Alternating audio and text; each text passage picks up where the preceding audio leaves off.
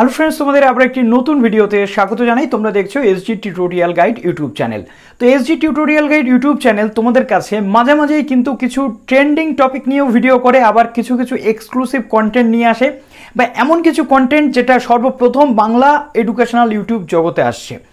এর আগে আমি তোমাদের একাধিক এরকম তথ্য শেয়ার করেছি। আজকে এরকম একটি তথ্য তোমাদের সামনে নিয়ে চলে এলাম। কি তথ্য সেটা জানার জন্য সম্পূর্ণ ভিডিওটা দেখতে হবে। নতুন হয়ে থাকলে চ্যানেলটি সাবস্ক্রাইব করে পাশে থাকা বেল আইকনটি ক্লিক করে দিতে হবে, যাতে সমস্ত তথ্যগুলো তোমরা টাইম টু টাইম এখানে পেয়ে যাও। এবং ভিডিওটি প্লিজ একটু শেয়ার করে দিও এবং লাইক করে দিও, কেননা অনেকের প্রয়োজন হতে চলেছে আজকের এই ভিডিওটি।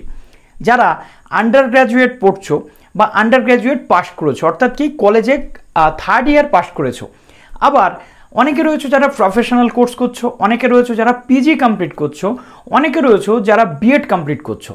তাদের জন্য কোর্স শেষে একটা জিনিস কিন্তু ভীষণভাবে ম্যান্ডেটরি। যদি তুমি একটা ইউনিভার্সিটির আন্ডারে, ধরে নাও তুমি ওয়েস্ট বেঙ্গল স্টেট ইউনিভার্সিটির আন্ডারে একটি স্টুডেন্ট, ধরে নাও তুমি ক্যালকাটা ইউনিভার্সিটির আন্ডারে একটি স্টুডেন্ট, তুমি ক্যালকাটা বা ওয়েস্ট বেঙ্গল স্টেট ইউনিভার্সিটিতে এর আগে পড়েছো, এখন তুমি নতুন কোনো ইউনিভার্সিটিতে যেতে চলেছো। নতুন কোনো ইউনিভার্সিটিতে যদি তুমি যাও, তাহলে তোমার কি কি প্রয়োজন হতে পারে। আমি বাদই দিলাম তুমি কোনো ইউনিভার্সিটিতে যাচ্ছ না, তথাপি তোমার একটা জিনিস প্রয়োজন হয়, কি বলো তো? সেটা হচ্ছে তোমার সার্টিফিকেট প্রয়োজন। প্রথমত, আমরা যখন গ্র্যাজুয়েশন কমপ্লিট করি 1 থেকে 2 বছরের মধ্যে কোনো ইউনিভার্সিটি কিন্তু আমাদের পাশের যে সার্টিফিকেট সেটা কমপ্লিট সার্টিফিকেট দেয় না, যেটা অরিজিনাল সার্টিফিকেট। তাহলে আমাদের কি করতে হয়? প্রথমত সেই সার্টিফিকেট আমাদেরকে অ্যাপ্লাই করতে হয়। কিসের সার্টিফিকেট? Provisional certificate. তো প্রভিশনাল সার্টিফিকেট অ্যাপ্লাইয়ের যে প্রসেস, সেটা আই বাটনের লিঙ্ক দেওয়া আছে, তোমরা সেখান থেকে সেই ভিডিওটা দেখে নিলে সম্পূর্ণ ধারণা তোমাদের চলে আসবে কীভাবে ইউনিভার্সিটি ওয়াইজ প্রভিশনাল সার্টিফিকেটের জন্য অ্যাপ্লাই করতে হয়। এছাড়াও একাধিক বিষয় রয়েছে। রেজিস্ট্রেশন সার্টিফিকেট যদি হারিয়ে যায়, ডুপ্লিকেট রেজিস্ট্রেশন সার্টিফিকেট তোলার প্রসেস, কলেজ ট্রান্সফার প্রসেস, অর্থাৎ তুমি একটা ইউনিভার্সিটি আন্ডারে একটা কলেজে রয়েছো, সেই কলেজ থেকে তুমি কীভাবে অন্য কলেজে ট্রান্সফার নেবে, তার জন্য একটা ফিস কাটতে হয়। এই প্রত্যেকটা জিনিস রয়েছে। এবার আসি, একটা কলেজ থেকে বা একটা ইউনিভার্সিটি থেকে অন্য ইউনিভার্সিটিতে যেতে হলে তোমার কিন্তু দরকার মাইগ্রেশন সার্টিফিকেট। মাইগ্রেশন সার্টিফিকেটটা নিতে গেলে অলরেডি আমি দেখিয়ে দিয়েছি অফলাইন অনলাইন মাইগ্রেশন সার্টিফিকেটের প্রসেস। কিছু ইউনিভার্সিটি রয়েছে রাজ্যের, যারা কল্যাণ ইউনিভার্সিটি যেমন অনলাইন মাইগ্রেশনের প্রসেস শুরু করেছে, বিদ্যাসাগর ইউনিভার্সিটি অনলাইন মাইগ্রেশনের প্রসেস শুরু করেছে, বর্ধমান, ক্যালকাটা, রবীন্দ্রভারতী, বাদবাকি সব ইউনিভার্সিটিতে কিন্তু অফলাইন মাইগ্রেশন রয়েছে। ওয়েস্ট বেঙ্গল স্টেট ইউনিভার্সিটিতেও কিন্তু অফলাইন মাইগ্রেশনের সিস্টেম। কিন্তু এবার ওয়েস্ট বেঙ্গল স্টেট ইউনিভার্সিটিতে যে নতুন প্রসেসটা চলে এসেছে, সেটা হচ্ছে অনলাইন মাইগ্রেশনের আগে, অর্থাৎ মাইগ্রেশন নেওয়ার আগে, ডুপ্লিকেট সার্টিফিকেট নেওয়ার আগে, কলেজ ট্রান্সফারের আগে তোমাকে একটা ফিস পেমেন্ট করতে হবে। কোথায় গিয়ে ফিস পেমেন্ট করতে হবে? ওয়েস্ট বেঙ্গল স্টেট ইউনিভার্সিটির ওয়েবসাইটে গিয়ে। কিভাবে একটা বড় সেকশানে কি কি অপশান রয়েছে, সেখানে কিভাবে ফিস পেমেন্ট করতে হবে আজকের এই ভিডিওতে দেখাচ্ছি। মাইগ্রেশন নিতে গেলেও কিন্তু অনলাইনে আগে তোমাদের ফিস পেমেন্ট করে তার পরবর্তী ক্ষেত্রে ইউনিভার্সিটিতে যেতে হবে। এবং কিভাবে প্রসেস রয়েছে সেটা তো অলরেডি আমি বলেছি, মাইগ্রেশনের প্রসেস।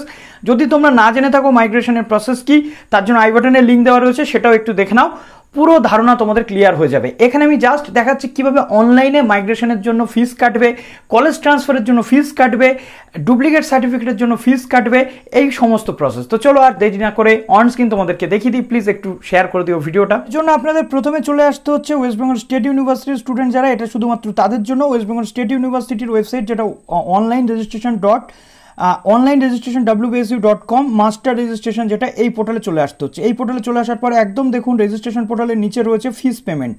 এই ফিস পেমেন্টটাতে আপনাদের ক্লিক করতে হচ্ছে। এটা কিন্তু এবারের প্রত্যেকটা স্টুডেন্টের জন্যই জরুরি, যারা মাইগ্রেশন চাইছেন বা ডুপ্লিকেট সার্টিফিকেট বা বিভিন্ন যেগুলো চাইছেন। তো দেখুন এখানে কোর্স ফিস আপনারা পেমেন্ট করতে পারছেন, তারপর আসে আদার্স ফিস।